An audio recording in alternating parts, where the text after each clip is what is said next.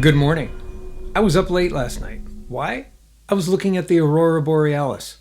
Believe it or not, there was enough activity where we could see it here in Waco, Texas. Shot some photos of it. Don't judge me. It was my first attempt. I wasn't set up. I got a notification like 10 minutes into while it was happening. And so I quickly grabbed the camera, tried to snap a few snaps. This is what I got. Okay, what you're seeing here is my first exposure. Didn't turn out all that great. You see some star trails. It was a very long exposure. If you look over to the upper left, you'll see, well, it's an airplane flying by. So it was kind of long, but you can kind of see the pinkness or the magenta likeness of the sky. Then I made some adjustments, and then I took this one. Set the camera up just a little bit differently, a little shorter exposure, a little higher ISO, and color shifted just a little bit, but you can definitely see the magenta aurora versus the darker graphite gray kind of sky.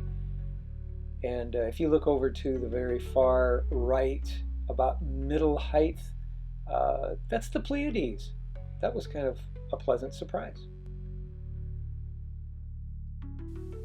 Now I panned the camera over a little bit to the left. The exposure was a little long. You see a little bit of star trail. Sorry about that, but the colors were getting a little better.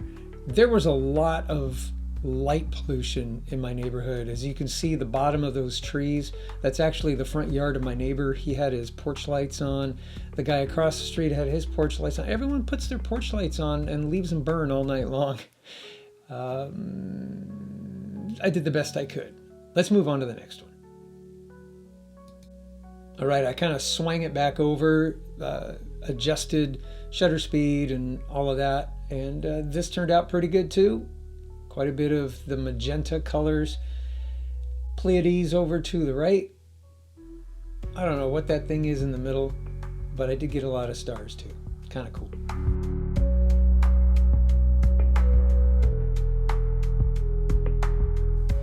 I pulled back a little bit, a little wider angle, moved over to the right just some. You can see Pleiades still there. Lots of color in the sky, and if you look down more towards the lower right, you'll see that's my neighbor's front porch light on. Doggone it. Move things over to the left again. Pretty good exposure. Not much in the way of star trails, and very pretty colors. Pretty colors. You can't make this stuff up, folks.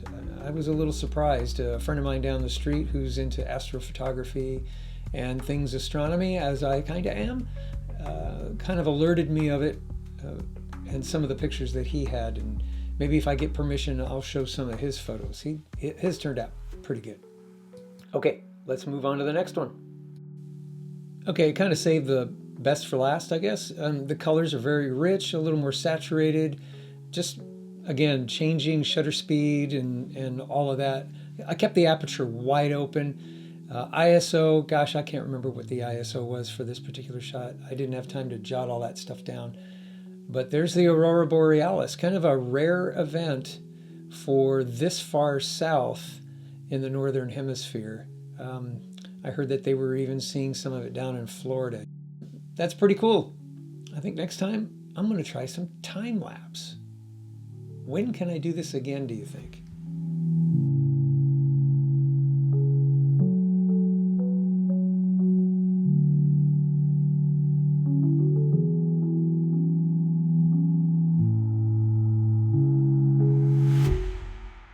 Okay, tonight, October 11th, it's not as high a probability that we'll see some this far south, because it is very rare to see it this south. But because of all of the electromagnetic activity that's going on because of solar flares and all that kind of stuff, you could do some research. Maybe I'll leave a few links so that you could do some reading on it yourself. I may not have a whole lot of activity tonight, but I'm going to try. It says that there's a moderate opportunity tonight as far down as us. I'm going to try some time lapse, which means I'll actually have some moving pictures. I hope so. We'll see what happens. If you want to witness what I see tonight in a time lapse fashion, don't forget to pull the trigger on that subscribe button, okay? And come on back and we'll see you soon.